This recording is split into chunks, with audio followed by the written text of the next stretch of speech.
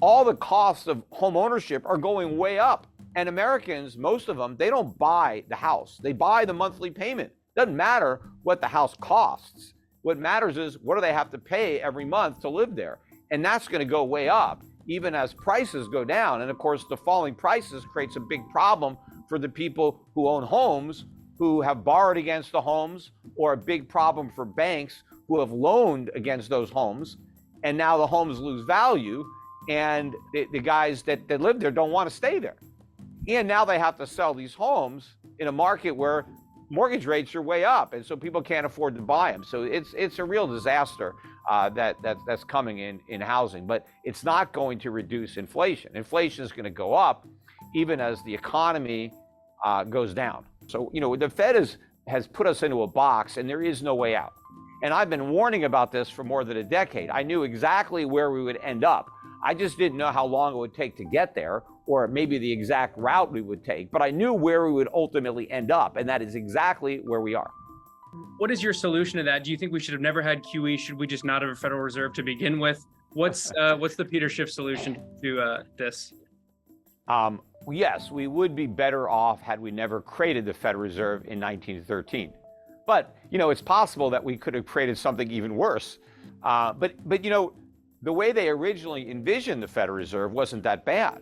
The problem is they changed it, and because the original Federal Reserve Act, the Federal Reserve wasn't even allowed to buy U.S. Treasuries. It was prohibited by law from even owning them. And of course, the original Federal Reserve notes were backed by gold, 40% gold, 100% commercial paper. And the mission of the Federal Reserve was to have an elastic money supply. And what that meant was when the economy expanded, they would expand the money supply along with the economy. But then when the economy contracted, they were supposed to contract the money supply. But we don't do that. We do the opposite of that. What the Fed does now is when the economy is strong, they expand the money supply. And then when it's weak, they expand it faster. Right? So it's not elastic. When that switch occurred, when did we start doing the exact opposite of the initial, I don't know exactly, but certainly probably during the Depression, everything started, with Roosevelt in the 30s, and then really kicked into gear in the 60s with the Great Society programs and the War on Poverty and the Vietnam War. And, that's why we had the big outburst of, price inflation, in the 1970s.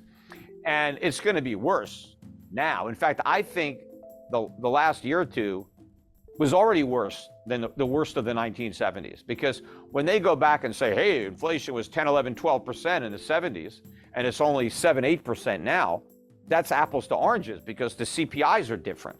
If you took the 1970 CPI and you used it to calculate the CPI today, you had the same metrics, we would have had 15 to 20% inflation last couple of years, much higher. Or if you took our CPI and brought it back and redid the 70s numbers using the CPI of today, they would have had inflation maybe no higher than 6, 7%, something like that.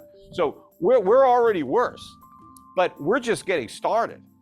And you remember, the way they were able to bring that inflation to an end was Paul Volcker in 1980, who allowed real interest rates to get to a positive 6 or 7%. The highest inflation got was 1981 at 13.5 by CPI, and we had interest rates at 20. We're nowhere near there. We're still got interest rates half the inflation rate. And where's the cuts to government spending? You're not going to rein in inflation without getting to the source of inflation, which is government deficit spending. We just passed this omnibus Freudian slip, omnibus spending bill. That's all financed by inflation. You can't fight inflation and create inflation at the same time. So I don't see any end in sight to the inflation spiral that's only now just getting started. And that's why it's so important that people act to protect themselves, because the vast majority of people are going to get eviscerated by what really amounts to a tax. This is how the government is paying for all the programs, all the spending. We're not getting anything for free from government. Everything government gives you costs money. And the way most people are going to pay for the cost of government is through higher prices. And we've only seen the beginning of the price increases that are coming. So you mentioned the importance of fiscal spending there, and the Great Society, LBJ's big welfare push being partly to blame for the inflation, and then Reagan's welfare cuts helping to rein it in. So let's say Jerome Powell, holds true and keeps raising interest rates, but then President Biden, continues various stimulus programs, unemployment, welfare things. In that sort of scenario, could you get rising inflation, rising CPI, despite interest rates also rising, given what the fiscally what. Sure.